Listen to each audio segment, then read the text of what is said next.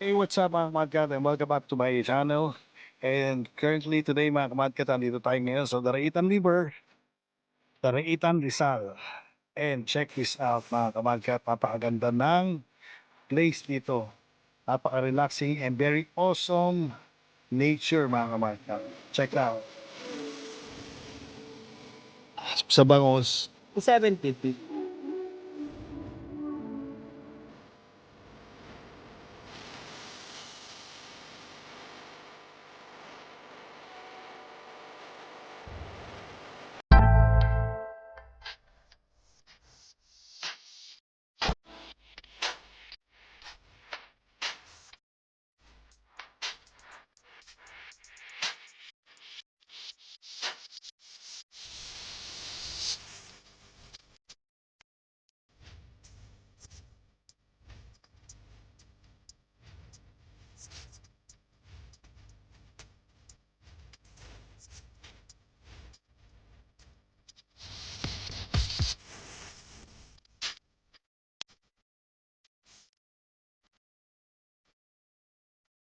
Hey, what's up mga kamadkat? Andito na tayo ngayon sa Daraitan River.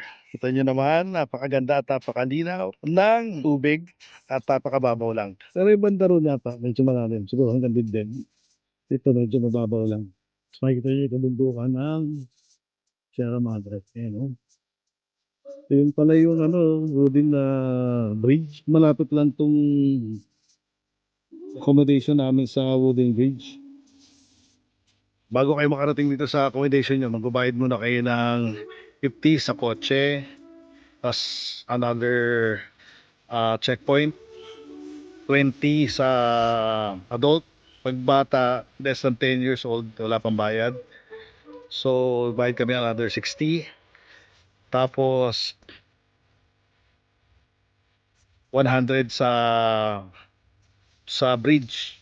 Pagtawid namin ng wooden bridge, nagbayad kami uli ng another 100. Pagpasok dito sa resort, siningil kami ng 150 para sa overnight parking ng kotse.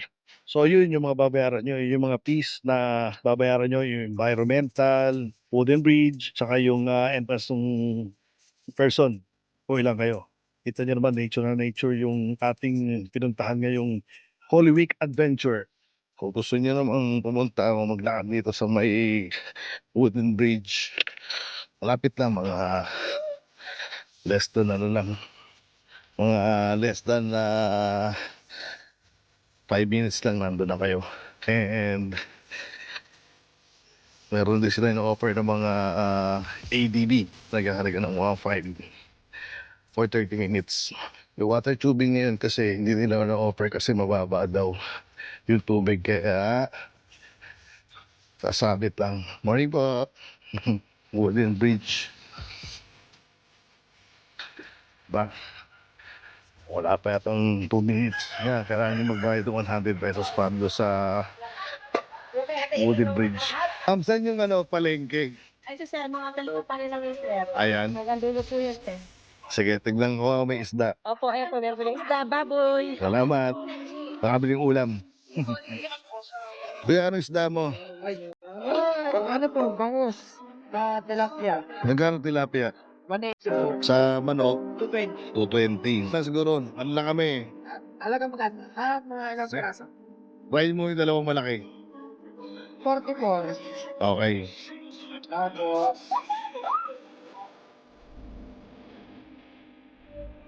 paano po, pangihaw? Hmm. Okay. Nakabilan tayo ng dalawang tilapiyang malaki. Sa halagang 144. Iihawin natin to. Dahil meron pa tayo rin sinigang partner niya. Okay. Para magkat ito yung likod ng ito yung sa may Daraitan River mismo. Nakikita nyo na pwede pumasok ng sasakyan. Yan.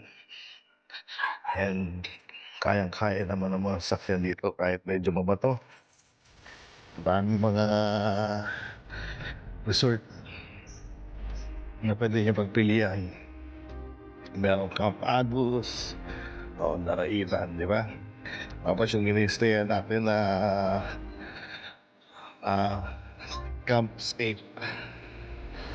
Ito, gusto nyo mag-day tour. Ang dami. Pili lang kayo dyan.